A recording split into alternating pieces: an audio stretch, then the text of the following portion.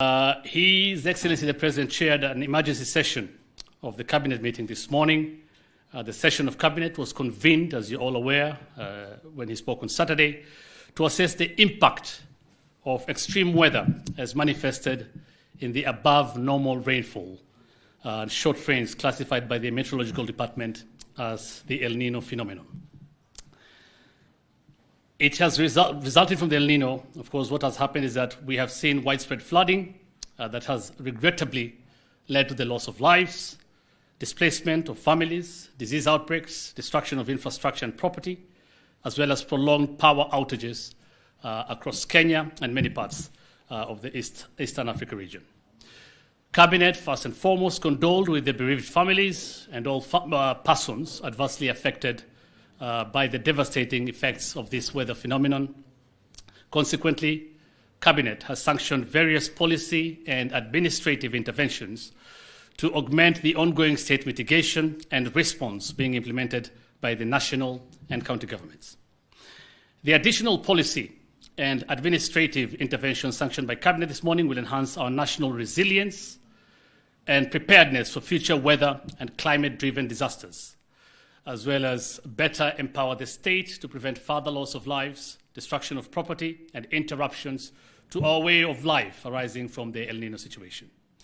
Now, as part of the preliminary assessment of the severity of the situation across the country, the meeting noted that 38 out of our nation's 47 counties are within the alarm stage, a stage characterized by flash floods, general flooding in low-lying plains, rivers bursting their banks, landslides and mudslides, loss of livestock, and destruction of farmland and infrastructure.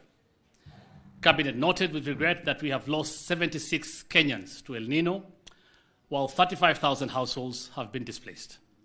The most severely affected areas are in the northeastern, eastern, and coast regions specifically, but of course, there are more counties. As we're talking about 38, I'll just list them for you.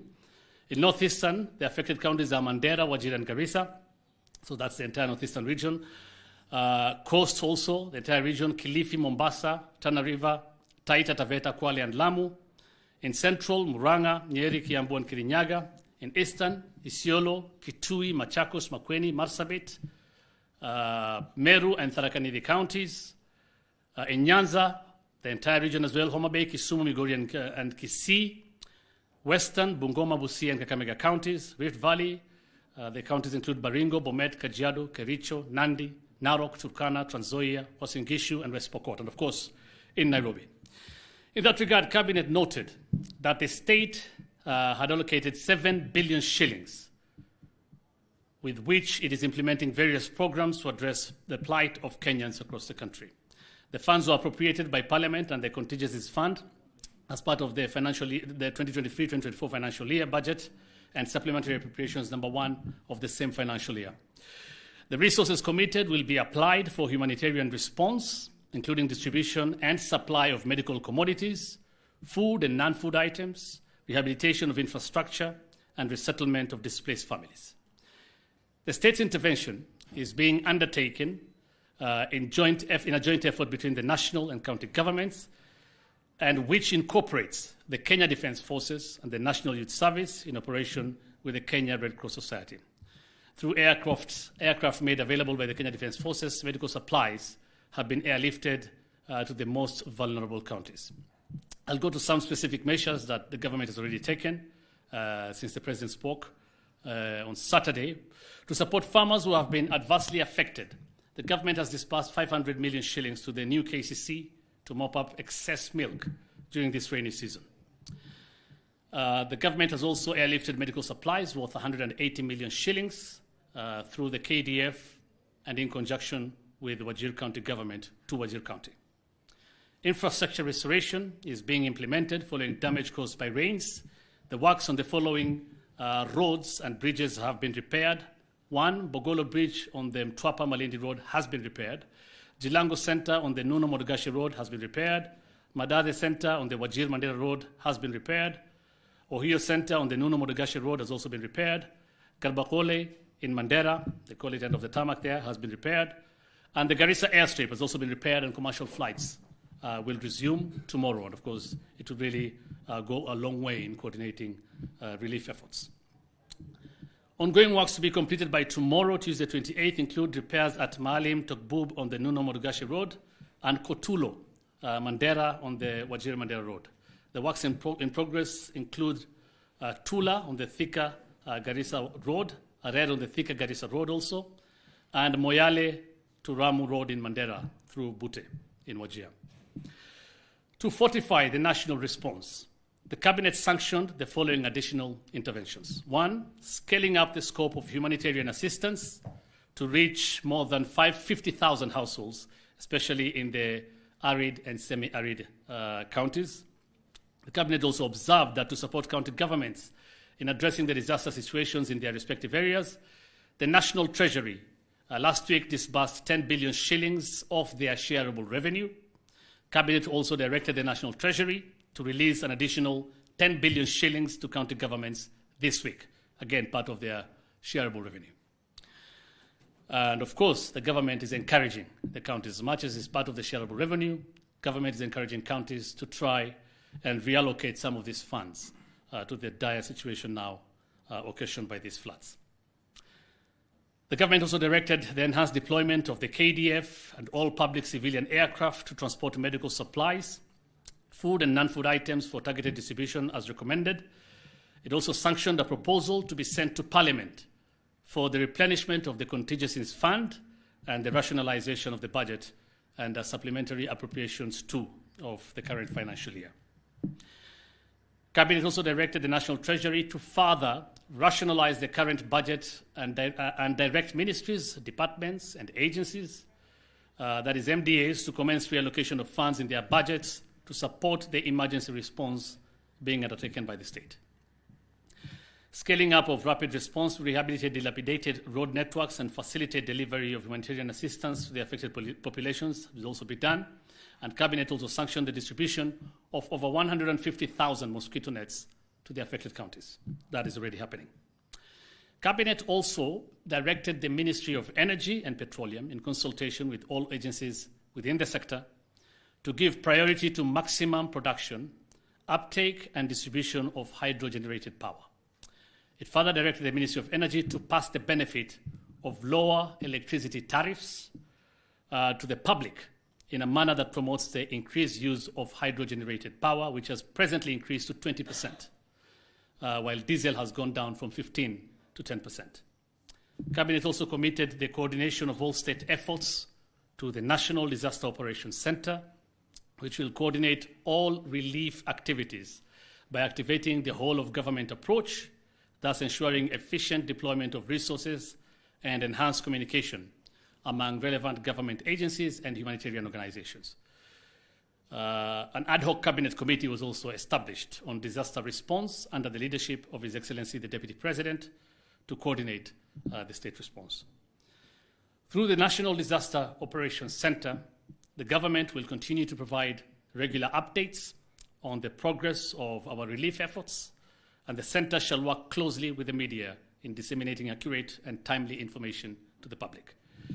The emergency session of Cabinet today, or the special session of Cabinet, concluded by reassuring all Kenyans that the government is doing everything within its power to return the situation to normalcy within the earliest time possible. Cabinet also urged all Kenyans to prioritize safety during their travel in this period, as well as at their homes and workplaces. All Kenyans should exercise patience and caution while traveling, wait for storm waters to subside before attempting to cross roads, report any instances of flooding or landslides to the authorities, and strictly follow all guidelines issued by government. Thank you very much. I'll take a few questions. I will kindly request you to restrict them as much as possible to the cabinet resolutions. Yes. The 10 billion shillings, 10 billion, so it's 20 billion in total. 10 billion was released last week. Another 10 billion Treasury has been directed to release today, by the end of this week, hopefully by Thursday. But again, the government can only encourage. And as I said, government is working with county governments in this response, because we are serving the same people at the end of the day. The situation is in Kenya and beyond, but as far as Kenya is concerned, we are all serving the same citizen. So we are working together with counties. And this is part of their shareable revenue. But we are encouraging, the government is encouraging counties to try and set aside some money, to reallocate some money to the alleviating the problem, the current problem. Okay. The warning from the Met Department was taken seriously, and that is why he was the first person to pronounce himself on the matter. Okay? So they classified this as an El Nino phenomenon. The rains as a result of an El Nino phenomenon, and there was a warning. The same Met downgraded. So the president was speaking from information from Met. Downgraded, and then the president communicated. Now it has happened, and of course prediction of weather patterns is not a precise science. We all know that. And several places in the world have got it wrong. Okay? But the most important thing now is to deal with the situation at hand. And when the president says he prayed, he was being mocked, or some in government were being mocked for praying for rains. There are some, as much as we are seeing problems, and the government will do and is doing, as I have enumerated, all it can to alleviate the situation, we also have to agree that the rains in some parts of the country are beneficial. We're talking about a milk glut, and that farmers now, KCC has been given 500 million shillings so that they can take this milk from farmers. That is something positive. You're talking about hydro-generated power, and tariffs now will be lowered for the consumer. That is something positive. So it has a positive and negative side. Yeah? But all in all, the president was briefed about El Nino phenomenon. It was downgraded by the same Met Department, and afterwards, of course, they escalated it back to El Nino. Yes, Afande. I have the mic, so it's okay. Okay, I'll ask mine. I don't know what he wants to ask. Yeah, I just need a bit of clarity, Hussein. At the beginning of this statement, you talked about some 7 billion shillings. Then you mentioned about the extra 20 billion shillings. So perhaps just give us clarity. 10 and 10. Yeah. So the 7 and 10 and 10. Yeah. So clarity on that. Let me just finish this question. So clarity on that.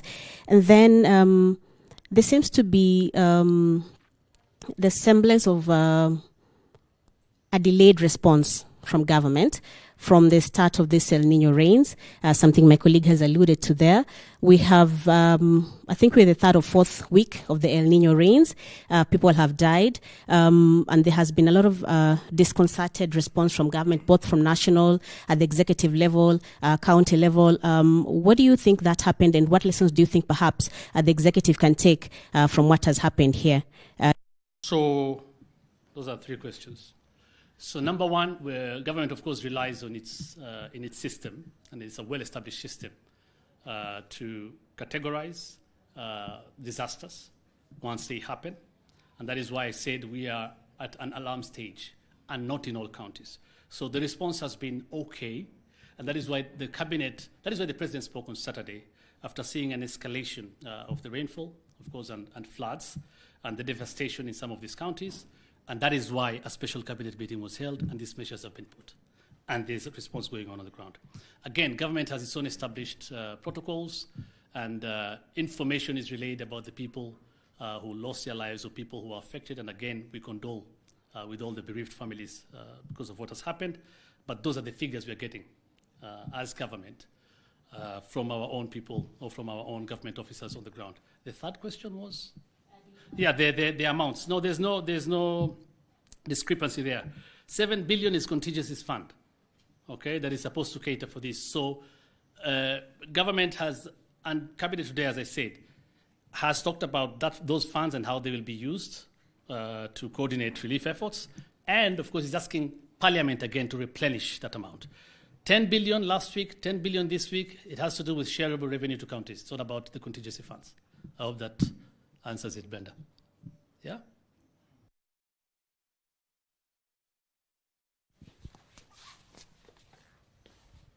Asante. Kwa jina naitwa Vincent Afande, a radio journalist for Radio Citizen. Maswali mingi yale nilikuwa nikataka kuuliza, mwenzangu ashauliza, lakini sasa wacha nikuulize hivi. County ya Busia inajongelea athari kubwa kutokana na El Nino, hasa sehemu za Budalangi. Pengine katika baraza la mawaziri wa asubuhi ya leo, swala hilo liweza kuibuka katika mkutano huo, ama mnasubiri kuona maafa ndio mwanze kuchukua hatua katika kaunti ya Busia?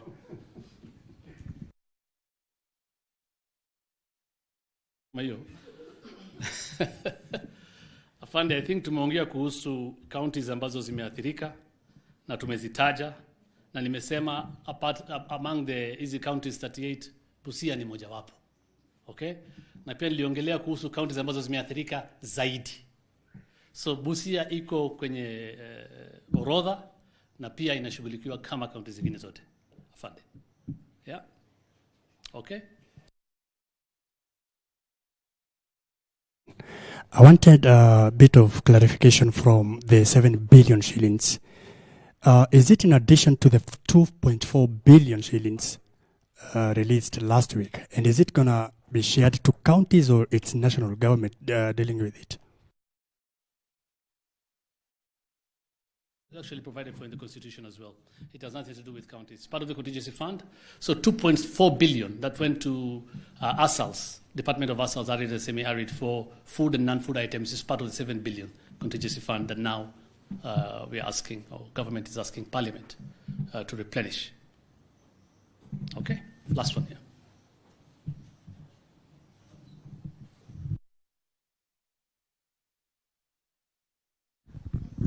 My name is Kevin Cheriot from Daily Nation. Going by your statement, you said that 38 counties have been affected.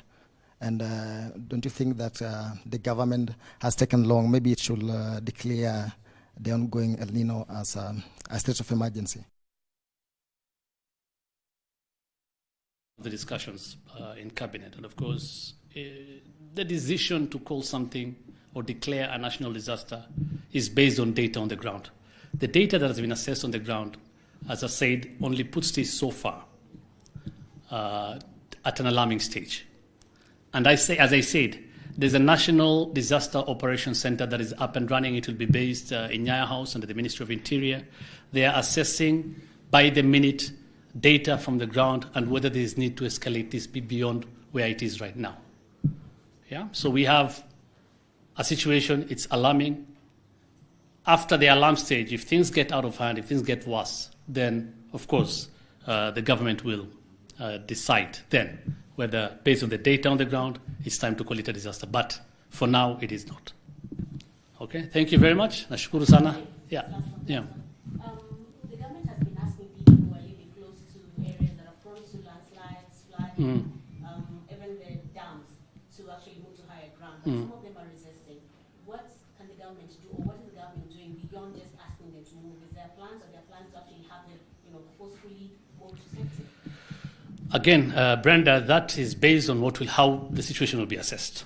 For example, the Ministry of Energy, which is also will be part of the National Disaster Operations Center, will assess the dams in the country, the key dams, and whether we'll have a spillover, and what that will have, the effect that will have downstream, and whether we'll get to a point where people will now have to be moved. But for now, it is caution. And the government has, as I said in the statement, is urging the members of the public to cooperate and listen to the advice they are given so that we avoid any further devastation. Yeah? More radio, 88.2 FM. We are in charge.